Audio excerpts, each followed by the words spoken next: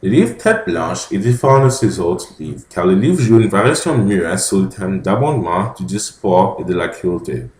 Le livre est intéressant car il a la capacité de reproduire les contours intangibles de l'esprit et de l'âme de ses personnages. Il y a quelques indices dans ses œuvres qui montrent qu'elle vivait dans une autre époque que la nôtre. Par exemple, dans La Belle Bête, elle écrit Louise avait déposé un bassin rempli d'eau sur le feu. C'était l'eau brûlante dont elle se servait pour apaiser sa joue. Dans leur époque, la médecine n'était pas très avancée et ils devaient trouver d'autres façons pour soulager des douleurs. Et le fait qu'ils ne pouvaient pas acheter des médicaments qui étaient offerts dans leur temps démontre la situation économique. De plus, le fait qu'ils doivent mettre un bassin d'eau sur de l'eau chaude pour le réchauffer montre qu'ils étaient dans une époque où la technologie n'était pas très avancée. Et on voit comment elle prend tous ces événements qui s'arrivaient dans son temps et l'incorporait dans son livre. Pour mon deuxième auteur, j'ai choisi Louis Aymon. Il est né en France, mais a émigré au Canada en 1911. Il a travaillé à Montréal puis au Lac-Saint-Jean.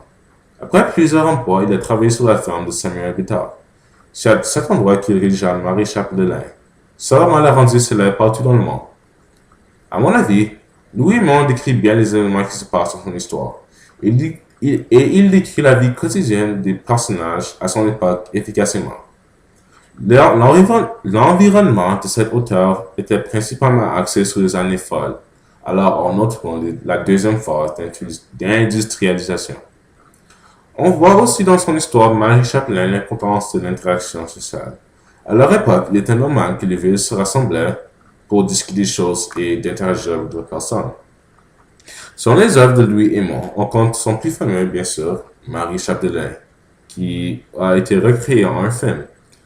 On compte aussi La Belle que voilà, en 1923, Colin Maillard, 1929, Battling Malone, Pugilis, 1926, Monsieur Ripois et la Némésis, 1950, etc., etc.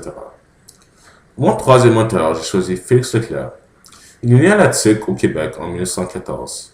En 1928, il a fait des études au Junioriat des Pères Oblates à Ottawa. Il a aussi étudié à l'Université d'Ottawa en littérature. Je trouve que Félix Leclerc a un style très poétique et amusant. Il sait comment décrire les choses avec une grande efficacité qui rend la lecture du texte très intéressante. Il utilise aussi les diverses figures de style pour enrichir son texte. Plusieurs de ses œuvres ont été écrites durant les années folles, mais il a aussi vécu la crise économique en 1930. Il a dû abandonner l'université pour travailler sur sa ferme de ses parents. Alors on peut voir comment ça a affecté sa vie d'écriture et sa vie en tant qu'auteur, puisque la crise économique a causé qu'il n'avait plus d'argent et qu'il ne va pas écrire beaucoup de livres. Alors, en conclusion, je vous ai présenté mes trois auteurs et de plus, je vous ai présenté la vie de 1950 jusqu'à 1960. J'ai aimé lire et voir j'ai aimé comment j'ai aimé pouvoir retourner dans le temps pour voir comment les personnes vivaient dans ce temps. Pouvait constater qu'ils étaient très différents dans leur époque de la nôtre. Les événements politiques, les événements sociaux, économiques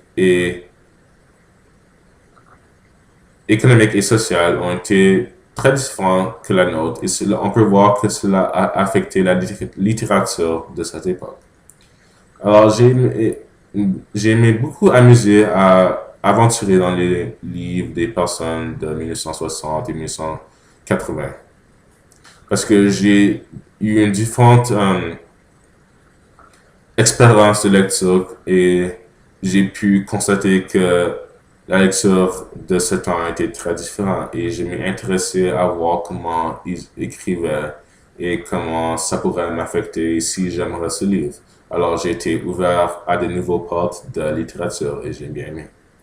Merci et cela était mon projet autonome.